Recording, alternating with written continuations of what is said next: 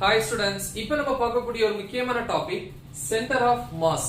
So CM அப்படினு சொல்லலாம். தமிழ்ல வந்து நிறை மையம். So centre of mass of what அப்படினு கேட்டாங்கன்னா ரிஜிட் பாடி.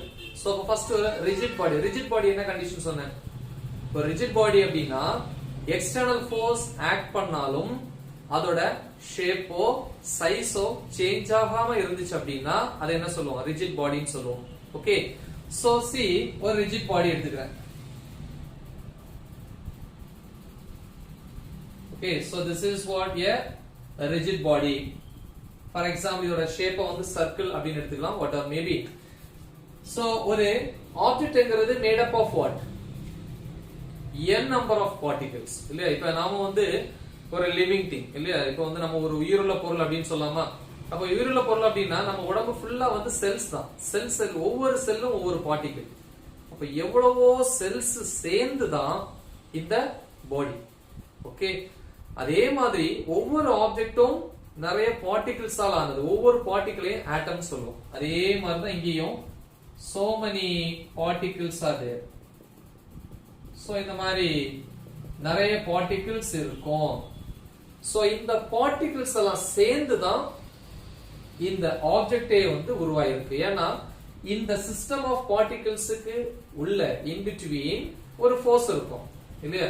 அதை இன்டர்னல் ஃபோர்சஸ் சொல்லுவோம். இந்த இன்டர்னல் ஃபோர்சஸ்னால இந்த சிஸ்டம் ஆஃப் பார்ட்டிகிள்ஸ், இந்த கலெக்ஷன் ஆஃப் பார்ட்டிகிள்ஸ் எல்லாம் சேர்ந்து ஒரு ஆப்ஜெக்ட்டை கொடுக்குது. இப்போ இந்த பார்ட்டிகிள்ஸ் ஐ மீன் இந்த ஆட்டம்ஸ்க்கு இன் பிட்வீன் இருக்கிற ஸ்பேஸ் சேஞ்ச் ஆகாம இருந்துச்சுன்னா எக்ஸ்டர்னல் ஃபோர்ஸ் அப்ளை பண்ணும்போது இல்லையா? எக்ஸ்டர்னல் ஃபோர்ஸ் கொடுக்கும்போது ஒவ்வொரு ஆட்டமுக்கும் இடையில இருக்கக்கூடிய அந்த ஸ்பேஸ், அந்த டிஸ்டன்ஸ் வந்து மாறாம இருந்துச்சு அப்படின்னா இந்த ஆப்ஜெக்டோட சைஸும் ஷேப்பும் மாறாது. அப்படின்னா இது என்ன சொல்லலாம் அப்படின்னா ரிஜிட் பாடி அப்படின்னு சொல்லுவாங்க. ஓகே. எனிவே சோ அப்ப வந்து நிறைய பார்ட்டிகிள்ஸ் இருக்கு இல்லையா? சரி. What about the path of the particles? பாத்னா பாதை இல்லையா? சோ இது வந்து ஓவரால் பாத்தீங்க அப்படின்னா சர்க்குலர் இல்லையா? சோ இதோட அடுத்த பொசிஷன் சோ இந்த மாதிரி எடுத்துக்கலாம். இது இதோட அடுத்த பொசிஷன். இது ரோல் ஆயிட்டே வரும். பட் சென்டர்ல இருக்கக்கூடிய இந்த பாயிண்ட் இங்கேயும் the same center. சோ அப்ப இதோட மோஷன் வந்து பாத்தீங்கன்னா straight line motion. சோ அல்லனா இத translational motion அப்படினு சொல்லலாம். translational motion. ஆனா எல்லா பார்ட்டிகிள்ஸுமே அதே பாத்ல இருக்காது. ஓகே. அப்ப ஒவ்வொரு பார்ட்டிகிள்ஸும் அதோட மோஷனை பொறுத்து டிஃபரண்ட் பாத்ஸ்ல இருக்கும். ஓகே. டிரான்ஸ்லேஷன் மோஷனா இருக்கலாம். அதே மாதிரி இந்த நியரரா இருக்கக்கூடிய பார்ட்டிகிள்ஸ் சர்க்குலர் மோஷன்.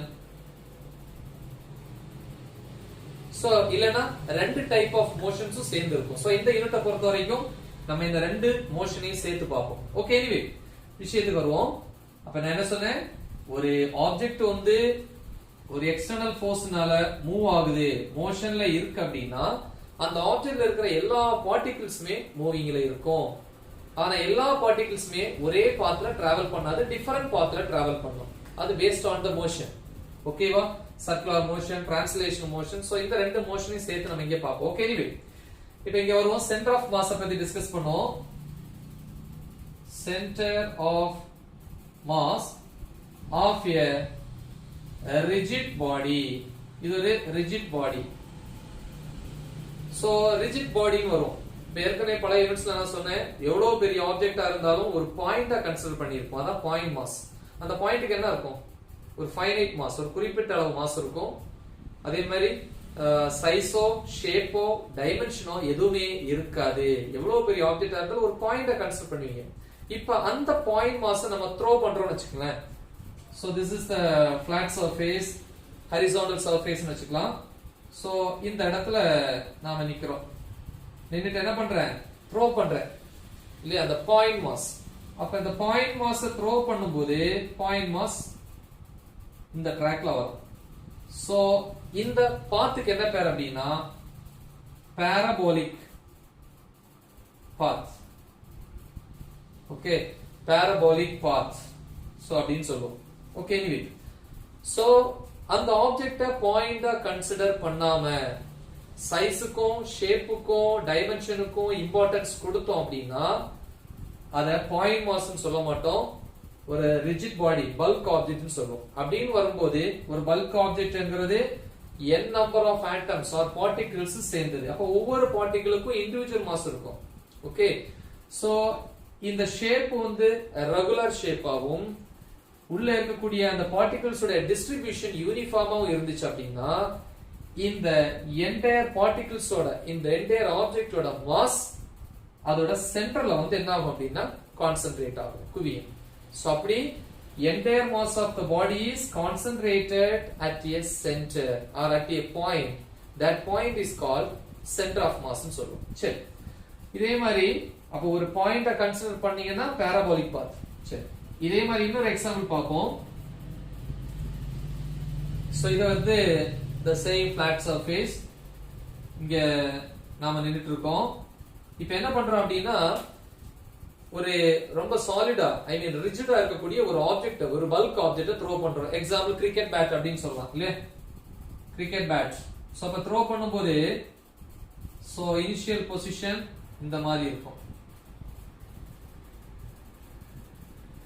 அதோட ஓவரால் பாத் வந்து என்னதான் the same parabola சொல்லலாம். அதான் சொன்னேன் இல்லையா, இதுல வந்து இது வந்து the straight.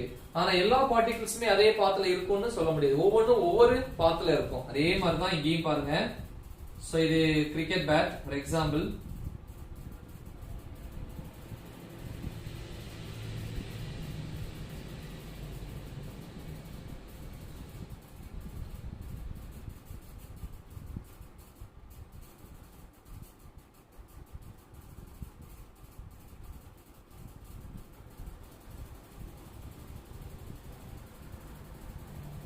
ஓகே, சோ இது வந்து கிரிக்கெட் பேட். நம்ம தூக்கி போடும்போது என்ன ஆகும் அப்படின்னா கிரிக்கெட் பேட் என்ன ஆகும், த்ரோ பண்ணும்போது பர்టిక్యులர் ஆங்கிள்ல த்ரோ பண்ணும்போது சுத்தி சுத்தி சுத்தி போய் விழுந்துரும்.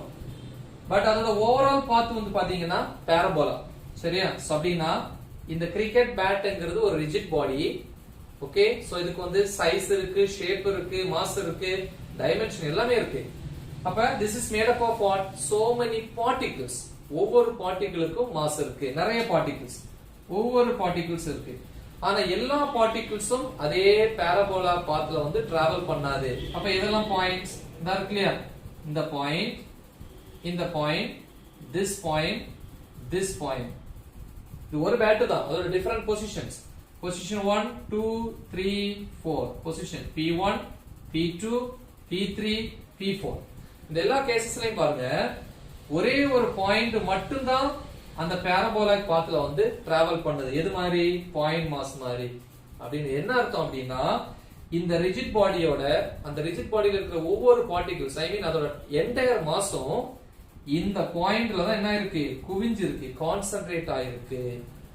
ஓகே, சோ இந்த பாயிண்ட்க்கு பேரு தான் centre of mass. That point only travel in the path of what, parabola. அந்த பாராபோலா பாத்ல வந்து டிராவல் பண்ணும். அப்ப எல்லா பார்ட்டிகிள்ஸும் அதே ட்ராக்ல டிராவல் பண்ணாது. ஏன்னா அதோட பொசிஷன் மாறி இருக்கு, ரோல் ஆகுது. அப்ப கண்டிப்பா டிஃபரண்ட் டைப்ஸ் ஆஃப் மோஷனை வந்து அது எடுத்துக்கும். பட் சென்டர் ஆஃப் மாஸ் மட்டும், அந்த பாயிண்ட் மட்டும் பாராபோலா. சோ அப்ப that point, okay, so represent the entire body. இந்த entire body வந்து represent பண்ணக்கூடியதே அந்த பாயிண்ட். சரி, இப்போ இதோட டெஃபினிஷன் பார்ப்போம். Centre of mass. Center of mass of a rigid body is defined as a point where the entire mass of the body appears to be concentrated. Okay, a point where the entire mass of the body appears to be concentrated. அதாவது அந்த bulk object that is made up of particles, இதோட entire massம் அந்த பாயிண்ட்ல concentrate குவிஞ்சு இருந்தா அந்த point என்ன சொல்லுவோம் அப்படின்னா சென்டர் ஆஃப் மாஸ் னு சொல்லுவோம். சோ நார்மலா நம்ம யூஸ் பண்ணக்கூடிய ரிஜிட் பாடிஸ் இல்லையா, சாலிட் மெட்டீரியல்ஸ்ல வந்து பாத்தீங்கன்னா ரெகுலர் ஷேப் இருக்கும், irregular இருக்கும். ரெகுலர் ஷேப் அப்படின்னு பாத்தீங்கன்னா எக்ஸாம்பிள் வந்து நிறைய சொல்லலாம் இல்லையா. ரெகுலர் என்னெல்லாம் ஷேப்ல இருக்கக்கூடியது ரெகுலர் சொல்லுவீங்க, சர்க்கிள், ஸ்பியர், அப்புறம் square, rectangle, cube, cuboid etcetera இப்படி போயிட்டே இருக்கும்.